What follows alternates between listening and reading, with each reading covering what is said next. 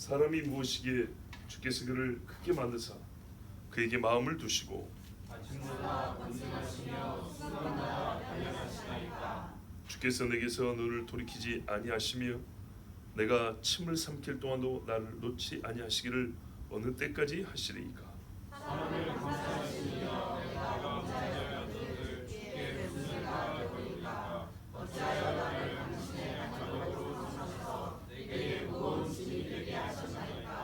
주께서 어찌하여 내 허물을 사하여 주지 아니하시며 내 죄악을 제거하여 버리지 아니하시나이까.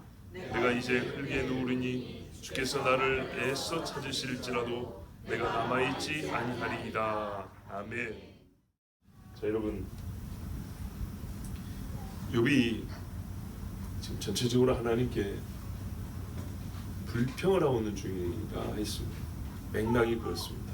그렇죠? 앞에 보면 차라리 죽겠다 15절에 되어 있죠. 16절에 내가 사는 게 싫다. 생명을 주신 분이 하나님인데 아주 오기 있게 그렇게 말하죠. 나를 놓아주십시오. 내가 헛되게 살았습니다. 죽고 싶습니다. 그랬죠. 근데 갑자기 17절에 어디선가 많이 본 듯한 문구, 사람이 무엇이 한데, 그러니까 갑자기 막 찬송하는 것 같죠. 자기를 막 낮추는 것 같죠. 그건 조금 우리가 깊이 보면 보이는 거고요. 우리가 그래도 겉의 흐름부터 좀 읽어야 됩니다. 욥이 지금 항의하고 있는 중입니다. 아직 안 끝났습니다. 만약에 욥이 갑자기 겸손해져 가지고 주여 나는 죄인이로소이다 그랬으면 8장에 수아 사람 빌닷이 네가 언제까지 이런 말을 하겠느냐 이런 소리 안 했겠죠. 옆에 들은 사람이 그렇게 들었다 이 말입니다. 그렇게 들린 거예요. 맞아요. 불평 중입니다. 하나님 앞에 말로써 지금 대들고 있는 중입니다. 확실한 사실입니다. 그런데 항의하고 불평하는데 말의 내용을 보면은요, 쓰는 언어들은 사람을 낮추고 하나님을 높이는 그런 언어들이 포함되어 있습니다. 그렇죠? 예, 이런 식으로도 고급스럽게 불평이 가능합니다. 사람이 무엇이기에 주께서 그를 크게 만드사. 이게요, 욥이 하는 사람에 대한 지식이었어요. 하나님이 만들었다, 크게 만들었다. 근데 이 지식이 바로 내가 지금 왜 이 고생, 고통, 재앙 중에 있는지를 알게 하는 현재의 나를 아는 지식의 단초가 되는 지식이에요. 하나님이 크게 만드셨기 때문에 관심을 두실 수밖에 없는 거예요. 시편 8편 우리가 잘 아는 말씀, 여호와 우리 주여 주일 몸뚱이 어찌 아름다운 지요로 시작하는데요. 뭐라 하냐면 어린아이의 젖먹이의 입으로 원수를 잠잠케 하려고 권능을 담아주셨다. 또 사람이 무엇이기에 주께서 그를 생각하시며 인자가 무엇이기에 주께서 그를 권고하시나이까. 하나님보다 조금 못하게 만드셨다. 옛날 번역은 천사보다, 왜냐면 엘로힘이 이렇게도 번역이 되고 저렇게도 번역되니까 그런 거예요. 근데 하나님보다 조금 못하게 더 맞아요. 영화와 종기로 관을 씌우셨나이다. 그리고 만물을 다스리는 권세를 우리에게 주셨습니다. 대단하죠. 엄청나게 큰 존재죠. 그래요. 하나님이 자기 형상으로 만든 건 인간밖에 없어요. 그리고 하나님이 만든 다른 피조물을 다스리게 했어요. 들짐승들 무섭죠. 표범이나 호랑이나 멧돼지나 딱 1대1로 눈 마주치면 우리가 이길 수 있습니까? 못 이기죠. 근데 놀랍게도요, 사람 소리 나면 얘들이 먼저 피한다는 거죠. 기본적으로. 야, 저들이 이기는데 싸워서 그 짐승이 이겨서 사람을 뜯어먹을 수 있지 않습니까? 그런데도 불구하고 사람 냄새나 사람 말소리 나면 먼저 피한다는 겁니다. 이게 그 짐승이 갖고 있는 본성이라고 합니다. 놀랍게도 하나님 말씀대로입니다. 그러나 만물이 완전하게 굴복하지는 않습니다. 건들면 이제 큰일 납니다. 그죠? 사자는 굴이 아니죠. 독사굴에 손을 넣어도 물지 않는 때가 곧 오겠지만 지금은 넣으면 그냥 죽습니다. 지나가면 피해가지만 건들면 싸워야 되고 싸우면 사람이 현재는 못 이깁니다. 자, 하나님이 모든 짐승을 그의 발 아래 두셨다. 이게 사람입니다. 크죠? 엄청나게 큽니다. 그러니까는 조금만 더 올라가면 하나님 될 것 같으니까 반란을 일으켰습니다. 자, 이렇게 만드셨기 때문에 하나님이 관심을 둘 수밖에 없습니다. 내버려 둘까요? 이렇게 큰 존재인데 그러면 니무롯 같은 짓을 합니다. 이제 시편 144편 3절에도 여호와여 사람이 무엇이기에 주께서 그를 알아주시며 인생이 무엇이기에 그를 생각하시나이까. 직관적으로 딱 보면 딱 보이지만 뿐만 아니라 하나님이 사람을 두고 생각을 한다고 그랬어요. 우리 사람도 하나님 생각 잘 안 하는데 하나님은 저 인생을 어찌하랴 하고 생각하신다고 그랬어요. 전지하신 하나님인데 그토록 사람을 유념하시고 관심을 가지시고 사람을 귀히 여긴다는 얘기입니다. 우리가 생각을 많이 하는 대상일수록 사실상 더 귀히 여기는 대상이라고 봐도 무방하죠. 가죽과 뼈에 불과한 이 사람을 하나님이 큰 존귀를 씌워주셨고 하나님의 마음을 집중시킬 수 있는 그런 존재로 만들어놨어요. 그러니까 이게 복인데 한편 부담입니다. 그렇죠? 봐보세요. 의인과 선인에게 똑같이 햇볕을 주는데 악인에게는 말이에요 부담이란 말이죠. 의인에게는 복인데 아직 낮이 12시가 아니냐, 빛이 있을 동안에는, 여러분 지금 요한복음 보면 나오죠. 빛이 있을 동안에는 괜찮다. 너희가 지금 빛을 보고 있다 그랬죠. 근데 그 빛을 없애려고 한 사람이죠. 똑같은 빛인데 사람에게만 주는 빛인데 그 빛이 어떤 얘기는 복이고 어떤 얘기는 화가 된단 말이죠. 큰 부담이란 말이죠. 자, 그러면 오늘 이 욥의 고백이 어느 측면을 말하고 싶어서 하는 말일까요?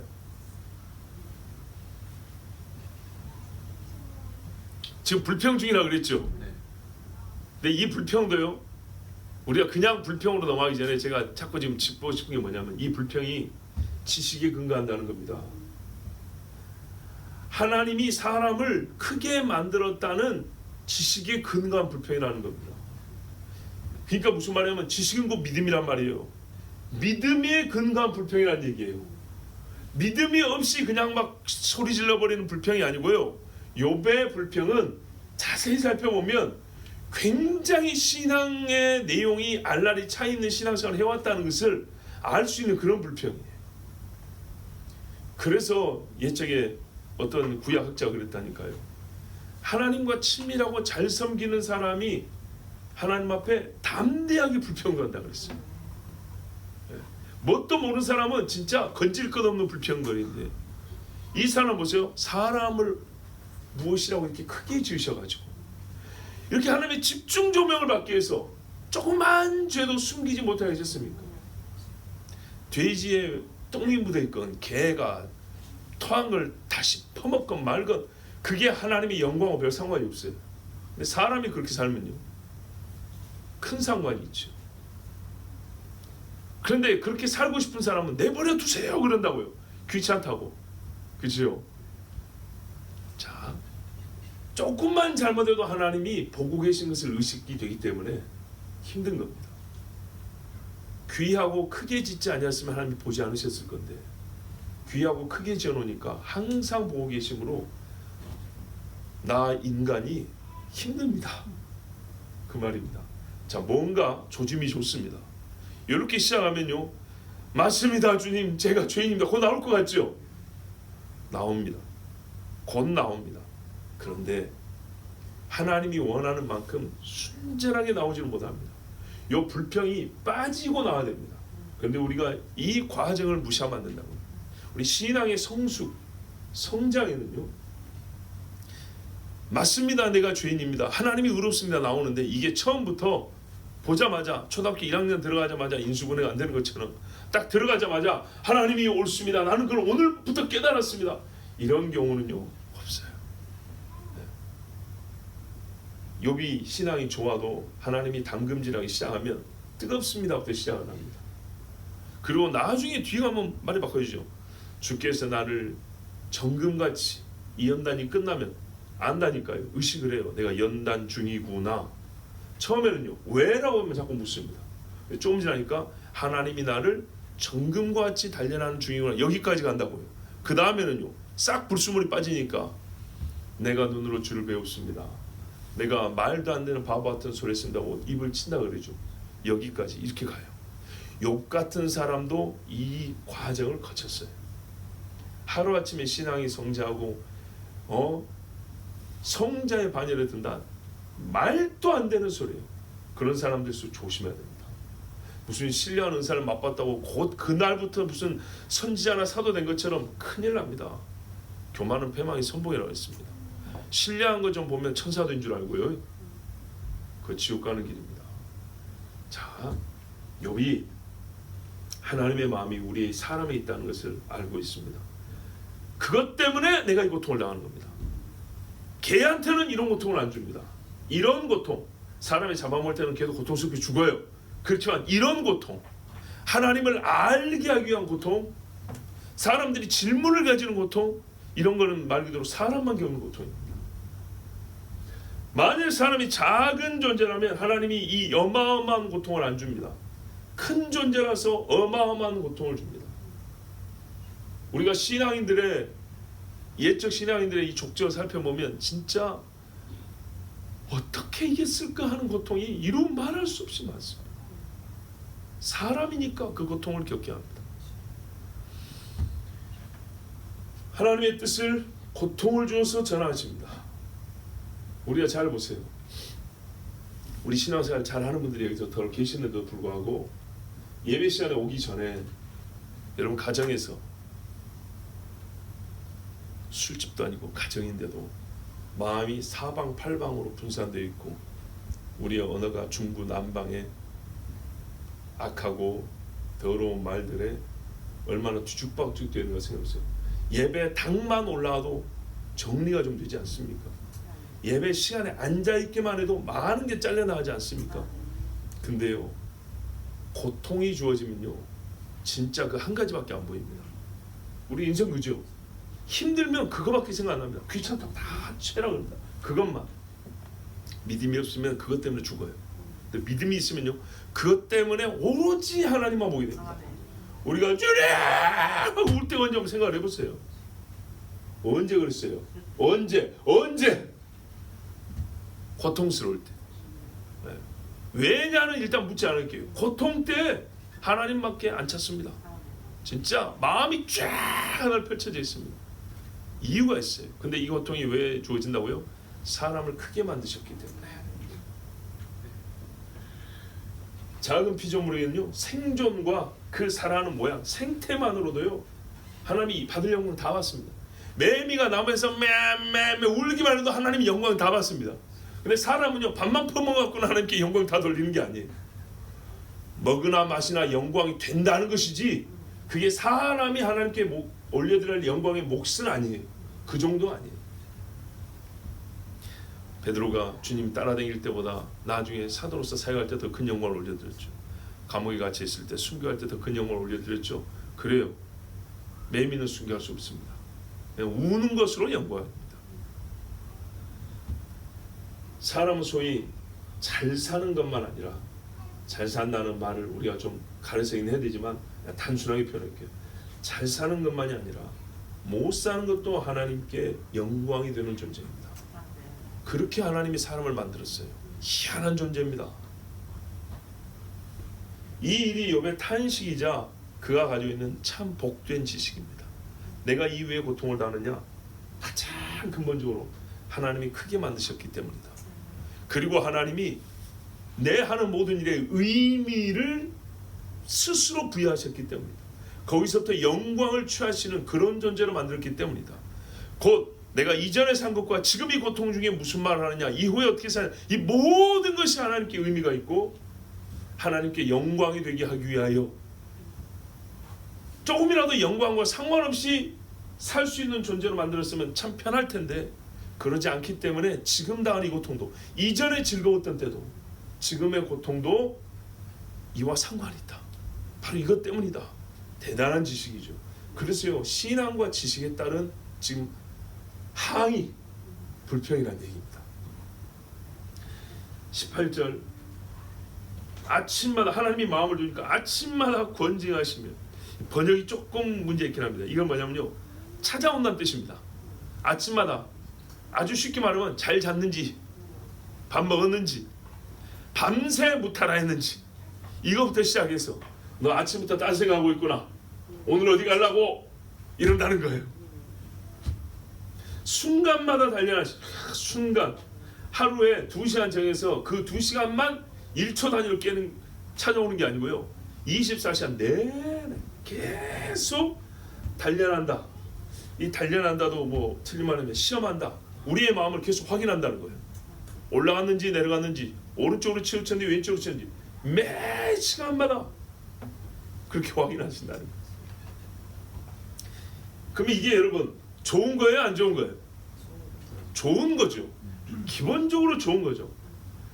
욥이 하나님께서 이렇게 자기를 돌보시고 사랑한다는 것을 지금까지 경험하여 살아왔어요. 이게 어제 오늘 이야기 아닙니다. 지금 힘들 때 얘기하는 게 아니고 일생을 그렇게 살아온 거예요. 그러니까 이 고백이 하나님이 얼마나 나를 크게 지으셨는가를 진짜 알기 때문에 할 수 있는 고백이에요. 남이 부른 가사만 부른 게 아니고 진짜로 하나님이 나를 얼마나 크게 지으셨는가를 실제로 이렇게 경험하면서 살았다는 거예요. 우리가 그랬잖아요. 내가 너를 날개 위에 업어서 이렇게, 또 날개 아래 품고 손을 잡고, 그 표현들이 욥이 지금 말하고 있는 그거예요. 그런데 여러분, 이렇게 경험해 왔는데 바로 그 크게 지으신 것 때문에, 이렇게 살피시기 때문에 작은 것 하나만 잘못해도 어떻게 될까요? 하나님으로부터 징계를 받겠죠. 꾸짖음을 듣겠죠. 그게 이제 섞여 있는 말입니다. 두 가지 말. 우리 힘들 때 하나님 좀 날 내버려 두세요, 그런 말이 나오면서도 진짜로 내버려 둘까 하면 아니요, 그러잖아요. 힘들기 때문에 그러니까 주님 그렇게 좀 안 돌봐줘도 되니까, 그 고마운데 그 좀 안 해줘도 되니까 좀 작게 만드시지, 좀 작게 만들어가지고 이 고통을 겪지 않았으면 하는 이 바람 있지 않습니까? 그렇죠? 여러분, 이가 있어서 잘 씹어 먹죠. 그죠? 근데 또 뭐라 그래요? 사랑니는 좀 안 나게 해주시, 그러죠? 근데 그게 원래 빤들이 나는 거거든요. 우리가 범죄하고 삐뚤어진 거예요. 예? 독사도 왜 독사가 됐다 그랬어요? 침샘의 기형이라고 그랬죠. 원래는 그렇게 안 생겼어요. 걔도 눈깔이 이렇게 확 찢어진 놈이 아니에요. 땅이 저주를 받아 엉겅퀴를 내는 것처럼. 그 생물학적으로 말하면 좀 곤란해집니다. 예. 생물학적으로는 그런 풀이 있지만 이게 다 어떻게 기형과 변형이 일어난단 말입니다. 우리 몸에도 없던 병들이 생기는 것처럼, 유전적 기형이 생기는 것처럼. 원래는 제대로 나서 옛날에 치과 없던 시절에 500년 전 사람들은 그 이빨을 잘 쓰면서 씹어먹고 살았어요. 근데 우리가 점점 죄를 지금 몸에 많은 것들이 삐뚤어집니다. 그렇지 않습니까? 불임도 많아지고, 그렇죠? 없던 병들이, 성경에 나왔잖아요. 어제 신명기 레위기에 나왔잖아요. 없던 병들이 생긴다고. 그러니까 온몸이 삐뚤어지는 겁니다. 머리부터 발끝까지. 작게 만들었으면 이 정도 고통은 안 겪었을 건데 하는 일들이 있지만, 가만 보면 사람의 죄로 말미암아 발생한 일들입니다. 주께서 19절 보세요. 내게서 눈을 돌이키지 아니하시면, 계속 본다는 거죠. 내가 침을 삼킬 동안도 나를 놓아주지 아니하시면. 야, 사람이 이렇게 하면 스토커라 그러죠. 어느 때까지 하시리까. 참 귀한 돌봄을 받았는데 이제 좀 그만했으면 좋겠습니다. 왜 이런 말이 나올까요? 자, 한번 보십시다. 사도 바울이 한참 사역할 때 이렇게 말을 할까요? 아니죠. 베드로가 죽은 자를 살리고 오늘 지금 병자를 고치러 가야 되는데 이 말 할 것 같습니까? 아니죠. 어쩔 때 할까요? 그렇죠. 죄가 생각날 때. 이 고통이 친구들이 그랬거든요. 앞으로 계속 말했지만 너 죄 때문이라고 부정했죠? 맞아요. 이게요 거짓말이야 사실이다. 친구들에 비하여서 본인은 의로운 게 사실이고 친구들이 이 일이 철저하게 100%다 네가 어떤 죄 때문이라고 말하는데 이건 아니라는 거예요. 그러나 뿌리를 보면 인간이 겪는 어떤 고통이든 간에 죄와 상관이 있다는 걸 인정하는 거예요. 그것까지 부정하는 게 아니에요. 근데 마치 이것까지 부정한 것처럼 해버리면 욥기를 잘못 보게 됩니다. 욥의 말, 본인의 말을 들어봐야 된다는 거예요. 본인의 말 안에 뭐가 있냐면 죄로 말미암아, 그러니까요 인광보가 아니에요, 죄와 뭐가 아니, 자꾸 이러면 안 된다고요. 자세히 한번 봐보세요. 죄로 말미암아 사람은 하나님께 징벌을 받는다는 것은 기본적으로 알고 있고 이게 하나님을 믿는 신앙의 바탕이 깔려 있어요. 근데 지금 오늘 나에게 일어난 일은 아무리 양심적으로 생각해도 지나치다는 거였어요. 그 지나친 부분에 대해서 친구들이 자꾸 우기니까 이제 막 싸우게 된 겁니다. 그러나 근본적으로는 알아요. 근데 그 지나친 부분에 대해서 답을 얻을 수가 없어요. 힘은 너무너무 들고 진짜 우리가 자식이 하나만 죽어도 얼마나 끔찍합니까? 예? 지지도 말 않는 자식이라 할지라도 부모보다 먼저 죽어버리면 우리 군대 가면 뭐가 써 있어요? 부모보다 먼저 죽는 자식은 부모 가슴에 못을 박는 뭐 계단에도 막 써놓고 우리 자살하지 말라고, 사고치지 말라고 그래요.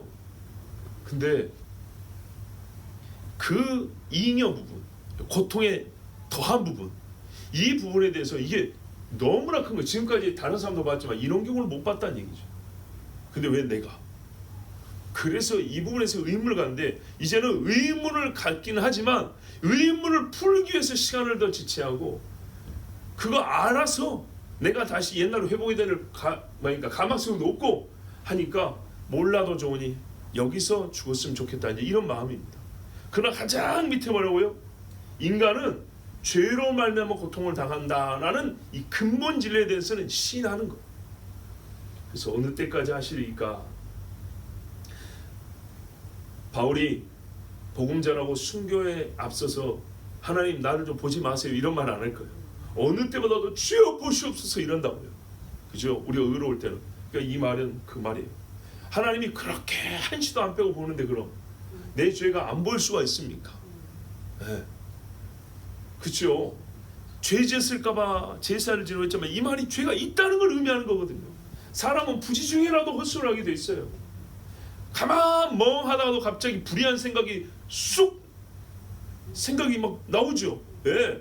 자기도 모르게 화들짝 나고 주님 이거는 제 본 뜻이 아닌데요. 저도 모르게 나쁜 생각이 났어요. 용서하여 주시옵소서. 그죠? 그 기도도 안 하고 가면은 뭐 나도 모르게 생각난 거니까 뭐 회개 안 해도 되겠지. 곤란합니다. 그거 어디서 났어요 그럼?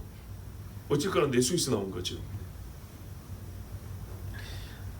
자기의 의로움을 친구들 앞에서는 강하게 설파했지만 하나님을 대면하여서는 이 고통을 하나님을 대면하게 하는데 내가 범죄한 자임을 시인하지 않을 수가 없습니다. 고통의 원인이 지금 이 고통이 전부 다 내 죄 때문이라고 말할 수는 없지만 그게 풀렸으면 이미 42장이 여기서 나왔겠죠. 그런데 분명히 근본적으로 거룩한 하나님이 이처럼 아침마다 침 삼키는 동안도 놓지 않고 보고 계신다면 징벌을 받지 않을 사람은 아무도 없다는 거. 그렇기 때문에 나는 무언가 하나님 앞에 잘못한 게 있어서 벌을 받긴 하는데 도무지 이것까지는 잘 모르겠다. 그러나 너무 힘들므로 하나님 알겠습니다. 크게 지으셔가지고 이렇게 살피시고 너무 감사해 살아왔는데 그래서 주님 앞에 의로운 인생이 없습니다. 이제 시인합니다. 나를 좀 데려가 주십시오. 이런 불평이면서 감추어진 신앙 고백입니다. 20절 보십시오. 사람을 감찰하시니 보세요. 그러니까 앞에 이 인정이 뭐였냐면요. 하나님에 대한 이 호칭 하나로 딱 정해야 돼요. 사람을 감찰하시는 하나님. 저기 느부갓네살한테 그랬잖아요. 교만하지 말라고. 하늘에 사람을 감찰하신 이가 계시니 당신도 그 감찰하시는 눈앞에 있다고 그랬어요. 내가 범죄하였던들 주께 무슨 해가 되오리이까. 범죄 안 했다는 얘기인가요? 했다는 얘기죠. 예. 자, 우리가 이제 이 보면 몇 번 말씀드렸지만 이 큰 고통 중에 있는 사람은 논리적으로 말이 나가다가도 갑자기 또 막 흥분적으로 나오기도 하고 말이 정리가 됐다가 또 일튕겨 나오기도 하고 막 그럽니다. 예. 탁자에 차분하게 차 한잔 마시면서 하는 얘기가 아니에요. 뭔가 좀 말이 논리적으로 연결되는 것 같으면서도 또 반전의 어조처럼 보인단 말이죠. 어느 때까지 하시리까? 그러니까 자기 죄를 고백해서 이제는 어떻게 해요? 용서를 빌어야 되잖아요, 사실은. 그렇죠? 하나님 앞에 의로운 인생이 어디 있겠습니까? 그러면 용서를 빌어야 되는데 갑자기 뭐라 그래요? 내가 좀 잘못했더라도 하나님께 뭔 그리 큰 상관이 있다고 이렇게 나오잖아요. 무슨 뜻인지 아시겠죠? 예. 20절에 19절까지 말하고 사람을 감찰하신 이여 그러니 누가 하나님 앞에 죄 없는 인간이 있겠습니까? 이제 좀 용서하시고 차라리 나한테 좀 죄를 가르쳐 주셔서 회개하게 하시고 그만하십시오 이래야 되는데 그렇게 안 나오고 사람을 감찰하시는 이여 근데 내가 죄 좀 지었던들 하나님께 뭔 그리 해가 된다고 이렇게 나온다 이 말이에요. 또 따지죠. 그래요. 아무리 크게 지음받은 피조물이라도 피조물이지 않습니까? 그래봤자 피조물이고 나 한 사람 개인인데 하나님의 이름과 존귀에 상관이 있다 한들 얼마나 큰 상관이 있다고. 나의 이 범죄에 다른 사람보다 크지도 않은데 누구보다도 큰 징벌을 내리십니까? 이 의미는 계속 있다니까. 그래서 어떻게 해요? 관역으로 삼아 화살을 꽂듯이 해버리면 어쩌시냐는 겁니다. 때려도 어지간히 때려야지. 100명이 화살 쏘는데 관역 하나를 놓고 거기다 쏴버리면 그냥 아주 너덜너덜해져 버리겠죠. 그런 식으로 나만 그냥 되돌아 패버리면 어떻게 하십니까? 그래서 하나님의 감찰하심이 심히 큽니다. 의로운 일을 할 때는 감찰이 없으면 오히려 불안하고 화가 되겠지만 지금 죄인이라는 걸 인정했기 때문에 하나님의 감찰하심이 복이면서도 참 무거운 짐인데 너무 심하셔가지고 그렇게 보고 계시면 의로운 사람이 한 명도 없는데 그런다고 나만 그렇게 한 관역으로 삼아가지고 화살을 쏴버리면 어찌하겠습니까? 여러분 그 화살을 짊어지고 이제 걸기가 어렵겠죠. 걸을 수가 없죠. 그래서 너무 무겁습니다. 하나님의 감찰이 그래서 무겁습니다. 굳이 나 같은 피조물한테 이렇게까지 지어서 하나님 뭐 하시려고 그럽니까? 그걸 모르니까 지금 물어보는 거예요. 땅의 왕과 고관들도 천민의 악평 정도는 그냥 못 들은 척 지나갑니다. 그런 거 일일이 하지 않습니다. 왕이 신경 쓰는 거는 힘 있는 사람들의 말들, 장군이나 장관들의 말은 좀 신경 쓰는데 행차하고 있는데 쫙 거지들이 뭐라고 궁시렁대는 거 그런 거 하나하나 신경 안 쓴단 말이죠. 평민의 작은 허물 정도는 그냥 지나갑니다. 오히려 장군들이 말입니다. 장교들이 잘못하면 쪼이트를 까도 사병들이 하면은 그냥 웃고 그래 이렇게 지나갑니다. 그런데 말입니다. 하나님이 이 한낱 피조물 인간에게 얼마나 그 신경을 많이 쓰시는지 나의 행동 하나하나를 다 살피고 징벌하십니까? 자, 분명히 신앙적 지식에 근거하지만 불평은 불평입니다. 21절 보십시오. 주께서 어찌하여 내 허물을 보세요. 사하여 주지 아니하시나요? 맞죠? 내 죄악을 제거해 버리지 아니하시나이까. 하나님은요 죄도 사해 주시는 분이고 죄도 제거해 주시는 분인데 나한테는 왜 유독 나한테는 안 걸고 그걸 있는 그대로 하나하나 낱개로 다 갚으시냐 이 말이죠. 저울에 달아가지고. 그러나 여기서 우리가 시인했다 했죠. 아까 곧 나옵니다 했죠. 시인하죠. 내 허물을 내 죄악을 있다 그 말입니다. 근데 좀 용서해 주실 때 됐지 않았습니까? 그러니까요. 이 말이 길다 보면 나올 거 다 나오게 돼 있어요. 그래서 저 42장까지는 아니어도 지금 여기서 욥이 친구들과 상대할 때하고 하나님을 직접 상대할 때하고는 말이 좀 다릅니다. 자기 죄를 전혀 부인하는 것이 아닙니다. 다만 하나님이 너무 엄격하다는 거예요. 계속 말합니다. 그 지나친 부분이라고 생각되는 그것에 대한 이해가 안 되는 겁니다. 지금 있는 내가 생각하고 있는 내가 알고 있는 그것들 예전에 하나님 앞에 번제를 드리면서 속죄제를 드리면서 아벨의 제사로 또 배운 대로 양의 피를 흘려서 하나님 용서해 주십시오 했는데 그거 안 용서해 준 겁니까? 왜 나만 그렇게 용서를 안 해줬고 지금 한꺼번에 다 갚으십니까? 이 고통의 원인이 결국에는 자기 죄에 있는데 그걸 인정하고요. 동시에 불만은 왜 용서를 안 해주셨습니까? 모르는 겁니다. 하나님의 뜻을 잘 모르는 거죠. 이게 공존할 때 사람이 진짜 힘듭니다. 그죠? 근데요, 신앙의 성숙 과정에서 이런 일이 없는 경우가 없습니다. 우리는 하나님이 아니기 때문에 뜻을 먼저 세우시고 행하시는 하나님의 속도를 뒤따라가지 절대 앞설 수가 없기 때문에 이 속도와 거리 차에서 오는 괴로움과 근심이 있습니다. 근데 이 괴로움과 근심이 아까도 그랬잖아요. 너무 수순납게 표현인지 모르지만 하나님께 집중하게 만듭니다. 하나님이 말씀하셔도 집중을 해야 들을 수 있지 안 그러면 듣지도 못해요.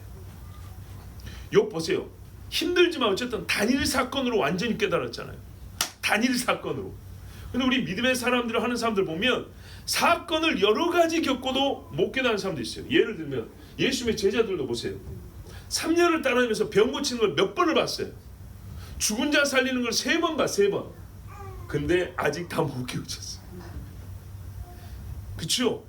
사건이란 사건을 기가 막힌 사건들을 엄청나게 많이 봤어요. 그런데요, 예수님이 누군지 아직도 정확히 못 깨닫는데 욥은요, 단일 사건 하나에 결론이 나올 정도로 성경이 완결이 되어버렸어요. 그렇죠? 하나님에 대하여 사람이 하나님이 가져야 될 생각에 대해서 하나의 사건으로 하나님이 주시고자 하는 뜻을 완벽하게 깨닫고 그것을 고백한 성경이 욥기예요. 좀 놀라운 책입니다. 광야에서 40년을 여러 가지 사건을 겪어도 하나님의 기적이 많은 만큼 하나님을 시험하는 인간들이 많았는데 하나의 사건으로. 그러니까 참 지혜자라고 하는 거예요. 근데 그 과정, 그 여정, 그러니까 우리가 놓치면 안 되겠죠. 다시 말하면요, 우리가 하나님 앞에 많은 징벌을 받고 많은 책망과 꾸지람을 들어도 횟수가 많아도 못 깨닫는 인간이 태반이라는 얘기입니다. 그런데 욥은 한 번의 사건, 단회 한 번으로요 깨달을 걸 깨달고 배울 걸 배웠죠. 즉 고통을 겪을 때 그래서 우리가 들어야 되고 읽어야 될 말씀이 욥이란 얘기죠. 많은 고통을 겪고도 깨닫지 못하는 사람들의 글을 백날 천날 읽는 것보다 단 한 가지 사건을 겪고도 그 하나님이 주시고자 하는 뜻을 깨달은 사람의 글을 봐야 되는 거 아니겠습니까? 그래서 참 지혜, 힘들 때 고통스러울 때는 욥기를 봐야 된다. 욥기를. 어떤 목사님이 이런 표현을 했어요. 미국의 목사님인데 경배드리는 자들이 죄에 대한 의식을 더 갖는다 그랬어요. 예배하지 않는 사람은 죄를 많이 짓지만 의식은 적어요. 하나님께 예배하는 자들은요 죄를 적게 짓는데 죄에 대한 의식은요 막 터질 지경이에요. 하나 죄를 지어도 막 그냥 막 넘쳐버려요. 욥이 지금까지 의롭게 살았잖아요. 경배하며 살았잖아요. 그러니까요 경배를 많이 한 사람이니까 이런 고백도 나오는 거예요. 하나님이 나의 죄를 어느 정도 했어요. 우리 보통 이렇게까지 고백 안 하거든요. 큰 죄만 떠올라요. 하나님이 그거 보고 계셨구나. 그래서 나한테 지금 매를 때리시는구나. 이렇게 생각하는데 욥은 어떻게 해요? 새털같이 잘게 나누어진 세분화된 죄를 생각하고 있어요. 하나님이 매 시간마다 볼 땐 매 시간마다 내 생각을 살펴보셨으므로 말미암아 이렇게요. 경배하는 자들은 그래서 죄에 대한 의식이 강하다 그랬어요. 맞아요. 그러니까는 이런 고백도 나오는 겁니다. 자, 그러면 어떻게 하죠? 용서해달라고 해야 되겠죠? 그래서 하는 말입니다. 왜 안 용서해 줍니까? 불평조지만 원하면 용서해요. 원하면. 그래야 이게 없어지니까 이 고통이요. 시인 없는 죄 용서가 없습니다. 분명히 시인했습니다. 그리고 죄 용서를 구했습니다. 그리고 이렇게 하소연한 이유는 사람 몸이잖아요. 몸을 보니 시간이 얼마 남지 않았어요. 옆에 사람 아는 게 아니라 본인도 압니다. 얼마 남지 않았구나. 이걸 압니다. 그러면 오늘 우리가 지금 읽은 이 7장 전체적으로 욥의 말에 장르를 한번 정해보잖아요. 불평 이지요. 원망 이지요. 고백도 되지요. 그런데 끄트머리를 보니까 이 불평과 원망이 들어있는 기도입니다. 그렇죠? 여러분이 기도할 때 그러죠.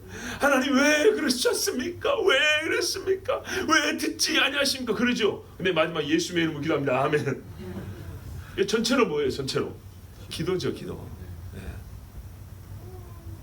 질문 형식, 원망, 불평. 이 오늘 읽은 17절에서 21절만 한 세 보면 6가지 이상의 불평이 나와요. 그런데도요, 결과적으로는 불평의 수만큼 하나님의 악함이 아니라 나의 죄인됨을 고백하고 있고요. 궁극적으로는 하나님만 나를 고칠 수 있고 구원하실 수 있다는 믿음을 드러내주고 있고요. 그 솔직함으로 이 말의 전체적인 분량은 불평이 많지만 그 간절함에 죽음이 눈앞에 와 있다는 솔직한 시인이 있고요. 그래서 살려달라는 끈질기며 눈물 나는 힘을 다해야 하는 기도입니다. 몸이 아플 때 한마디 한마디가 얼마나 어렵습니까? 구체적으로 하나님께 하나하나 따지면서도 동시에 하나하나 하나님이 사람에 대하여 갖고 계신 생각을, 그 마음을 읊으면서 간구하고 있습니다. 하나님이 사람을 알고 있다는 걸 내가 알죠. 이런 사람일수록 다른 사람보다 하나님을 잘 알고 있습니다. 하나님이 나를 이렇게 보고 계시는 존재라는 것을 아는 것, 이거 얼마나 대단한 지식입니까? 이 지식이 근거예요. 하나님 앞에 기도하는데 맞습니다. 죄가 없어서 의인이 아니고요, 욥이요, 믿음이 있어서 의인인 겁니다.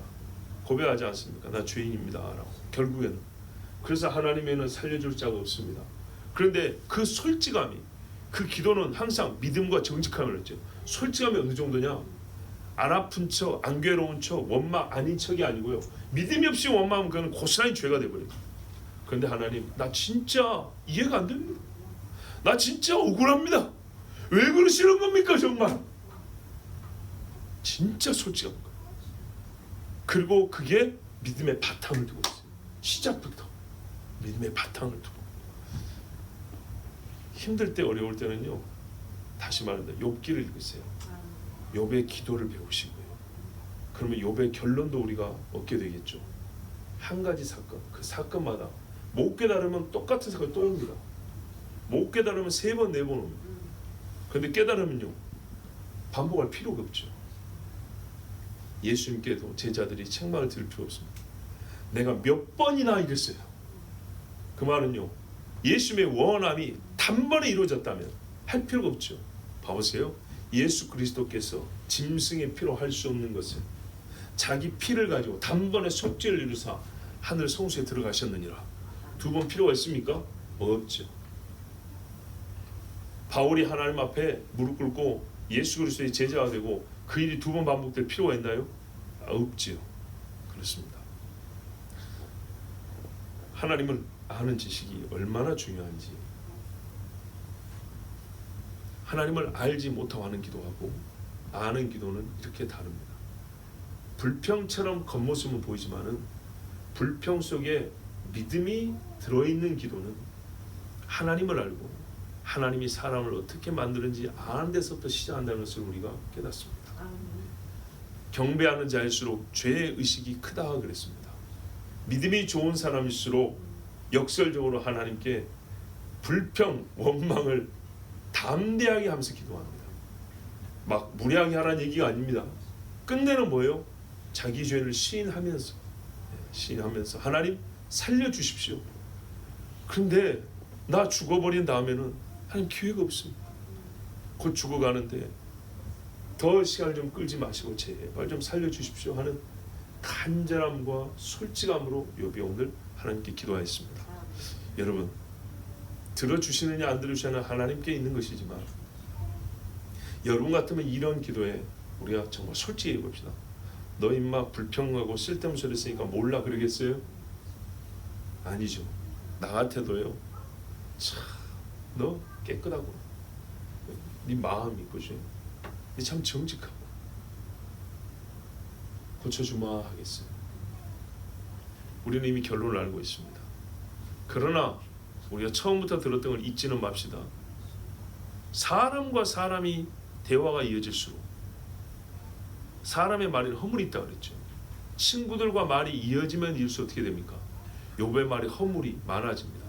여기서 딱 끝났으면 좋았을 법인데 계속 친구들과 논쟁하면서 이제 이 초반, 이 7장이면 초반입니다. 대화의 초반. 후반부로 갈수록 이 정결함과 겸손함이 점점 사라집니다. 사람과 의를 놓고 죄인들끼리 다투지 말고 하나님께 구하시고 하나님께 구원해달라고 간청하십시오. 주께서 구하시고 회복하실 줄 믿습니다. 우리 이 시간에 함께 기도합시다.